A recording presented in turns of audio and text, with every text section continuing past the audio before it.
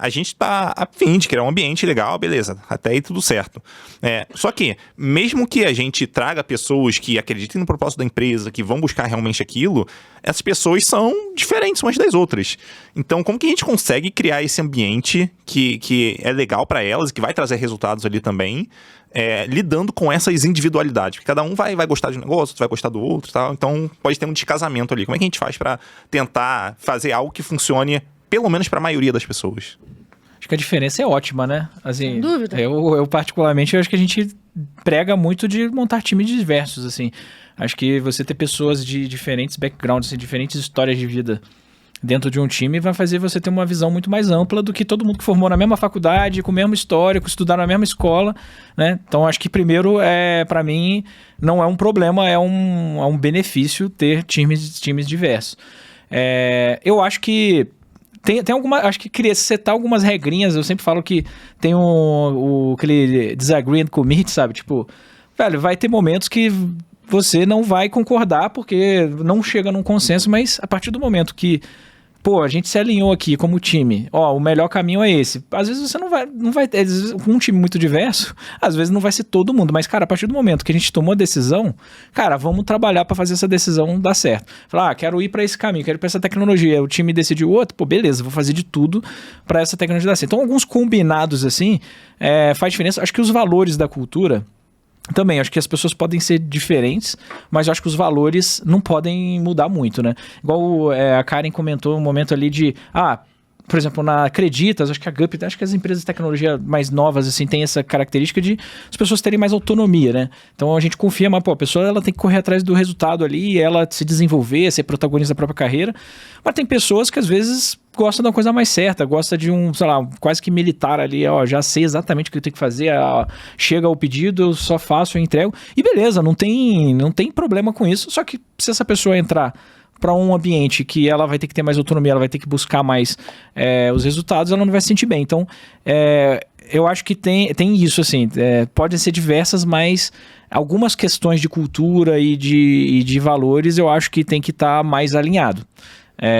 Bom, essa é a minha visão. E alguns rituais, né? Acho que alguns rituais você consegue, alguns combinados, igual esse do Disagree and Commit. São coisas que eu faço, mas sempre lembrando, pensamentos diferentes para mim geram melhores soluções, sabe? Eu acho que preservar a individualidade é o grande fator de sucesso. De todas as formas. E aí a gente está falando de individualidade em todos os aspectos, né? Então, seja na diversidade ou simplesmente na questão de formação, né? Eu tenho diversidade de pensamento. Então, ter diversidade de pensamento, né? Ter essa pluralidade na forma como a gente pensa um produto, como a gente pensa um serviço, que é o que a gente vai entregar no final das contas para uma população diversa, uma sociedade diversa. Então a gente tem que ter esses vários aspectos levados em consideração. Eu acho que isso, assim, é base fundamental. Agora, para a gente ter, né, essa condição de seguir em frente como um único organismo, eu acho que a gente precisa muito se pautar em algumas coisas, né, que são claras, tipo, você tem um job design, como é que você vai contratar um engenheiro e como você vai se desenvolver como engenheiro. Então aquilo é um guidance, né, então é um guia que vai te levar por é como se fosse um guardrail, né, então assim, a hora que você estiver saindo um pouco da estrada, tem algo que te põe, putz, é mesmo, isso daqui. Então, acho que a empresa tem, né, formas e funções de fazer isso.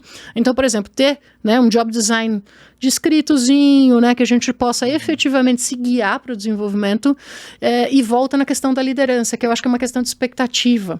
Então você, com o seu modo de pensar, você tem, por exemplo, aspectos de agilidade dentro do comportamento, agilidade mental, agilidade com mudança, agilidade com as pessoas, agilidade com os resultados que você precisa fazer e se adaptar, né? A gente está vivendo uma era de adaptação.